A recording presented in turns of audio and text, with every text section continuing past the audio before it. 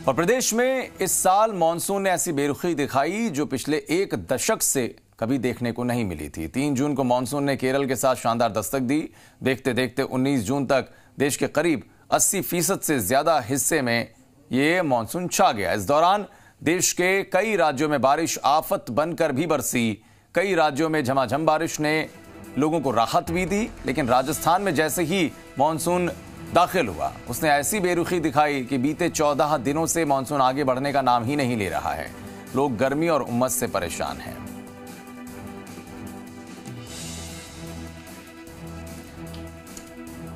तो जाहिर है केरल के तट पर दस्तक देने के बाद अलग अलग हिस्सों में मानसून का असर देखने को मिलता है। पूरा चक्कर काटते हुए जब राजस्थान की सीमा में दाखिल हुआ, कुछ एक जगहों पर छोड़कर अगर देखा जाए तो समूची मरुधरा इस वक्त मानसूनी बारिश की कमी से प्यासी है। जितने बांध हैं वहां जलस्तर कम हो चुका है। कुछ में 2 महीने, कुछ में 3 महीने का पानी बचा हुआ है। इस साल पानी की किल्लत हो सकती है क्योंकि सिंचाई के लिए पानी की व्यवस्था हो या पीने के लिए पेयजल आपूर्ति की व्यवस्था, जाहिर है कि कई कोशिशें की जा रही। कोटा से हिमांशु मित्तल हमारे साथ इस वक्त मौजूद हैं। हिमांशु, क्या कुछ आपको मेट्रोलॉजिकल डिपार्टमेंट की तरफ से जानकारी मिल पा रही है? किस तरीके का मौसम और मॉनसून का क्या असर? देखिए आशीष, मानसून का जो इंतज़ार है वो फिलहाल हाड़ौती के जो लोग हैं उनको है, क्योंकि मानसून की बेरुखी के चलते चिंता जो है मोटे तौर पर बढ़ गई है किसानों की, क्योंकि खेतों में जो फसलें हैं वो सूखने के कगार पर आ गई हैं। बड़े पैमाने पर अगर माना जा कहें तो अगर 7 दिन के अंदर बारिश नहीं हुई तो खेतों में फसलें पूरी तरह से सूख जाएंगी। धान बड़े पैमाने पर कोटा और बूंदी के अलग अलग इलाकों में होता है, लेकिन धान की फसल भी लगातार पीली पड़ती जा रही है। हालांकि बादल ज़रूर हो रहे हैं, चंबल नदी के तट पर हम हैं, धूप नहीं निकली हुई है, लेकिन नहीं हो रही है तो बारिश मौसम विभाग की तरफ से माना जा रहा था कि जुलाई के पहले हफ्ते में मानसून जो है वो पूरी तरह से दस्तक दे देगा, लेकिन मानसून की जो बेरुखी है वो फिलहाल लगातार बनी हुई है।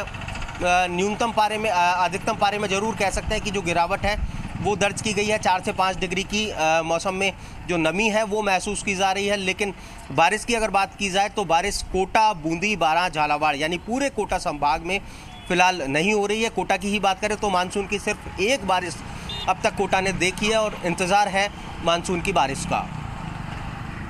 बिल्कुल हिमांशु, और जाहिर है कि मौसम की बेरुखी है, मानसून की बेरुखी ज़रूर है, लेकिन जाहिर है कि तैयारियां तो कम से कम प्रशासन अपने स्तर पर कर लेता है।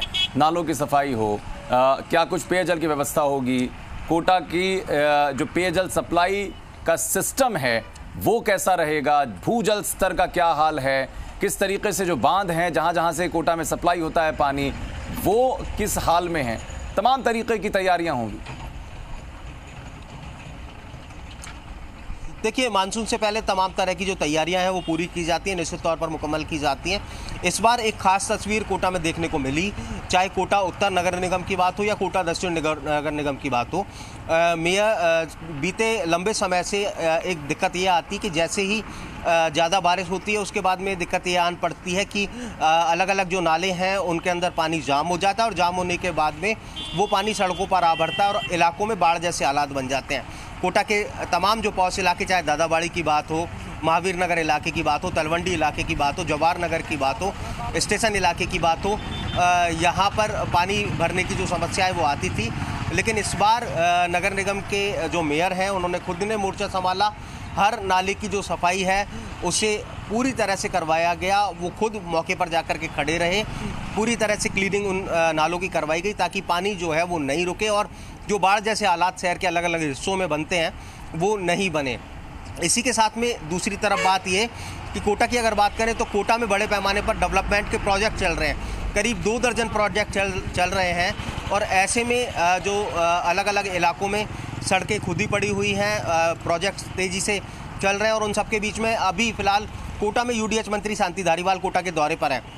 उनकी प्राथमिकता यही है कि बारिश के समय में लोगों को दिक्कत ना आए और जो काम चल रहे हैं उनमें नुकसान ना हो, ताकि उन कामों को लेकर के भी यहाँ पर अधिकारियों को निर्देशित किया जा रहा है कि बारिश से पहले उनको ठीक कर लिया जाए ताकि नुकसान। चलिए बिल्कुल हिमांशु, आपके पास लौटेंगे, लेकिन तस्वीरें हम देख पा रहे हैं निश्चित रूप से, जो तस्वीरें भी आप अपने कैमरा सहयोगी के जरिए दिखा रहे हैं। लेकिन हमारे साथ दीपक गोयल भी इस वक्त जयपुर से जुड़ गए, उनसे भी बात करते हैं। दीपक, क्या कह रही है राजधानी, किस तरीके का मानसून का असर?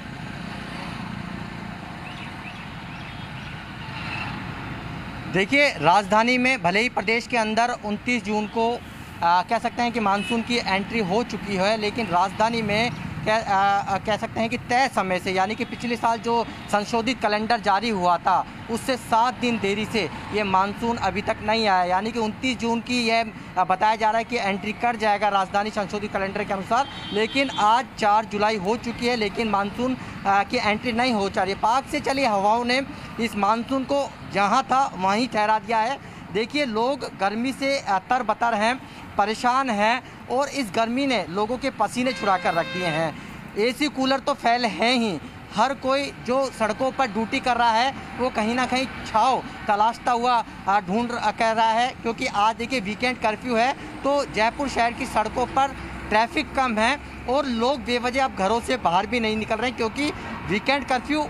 दूसरी तरफ तेज गर्मी का असर साफ तौर पर देखने को मिल रहा है। देखिए, राजधानी जयपुर की जो सड़कें हैं आज कम ट्रैफिक नज़र आ रहा है, क्योंकि वीकेंड कर्फ्यू है और वीकेंड कर्फ्यू के कारण लोग घरों से बाहर नहीं निकल रहे हैं।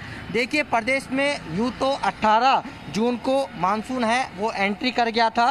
राजधानी सहित पूर्वी उत्तरी इलाकों में मानसून की एंट्री नहीं होने के कारण पश्चिमी हवाओं का माना जा रहा है, और पाकिस्तान से जो आने वाली जो गर्म कह सकते हैं पश्चिमी हवाओं से मानसून आगे नहीं बढ़ पा रहा है। ऐसे में बताया यह भी जा रहा है कि 10 दिन पहले मानसून जहां था वहीं अटका हुआ है, और अभी 2 से 4 दिन यानी कि मानसून आने की कोई, या मानसून की जो कह सकते हैं बारिश या झमाझम होने की कोई गुंजाइश यहाँ पर बिल्कुल दीपक, जाहिर है कि कोई गुंजाइश अभी नजर नहीं आती है, लेकिन सभी, चाहे वो राजधानी के लोग हों चाहे अन्य जिलों के लोग हों, सभी की उम्मीदें यही हैं कि जल्दी से जल्दी मानसून इधर अपना रुख करे और उन्हें भी एक रहमतों की गर्मी के भीतर बारिश कम से कम महसूस होती हुई नजर आए। बहुत शुक्रिया हिमांशु मित्तल आपका और दीपक गोयल आपका भी जानकारी के लिए।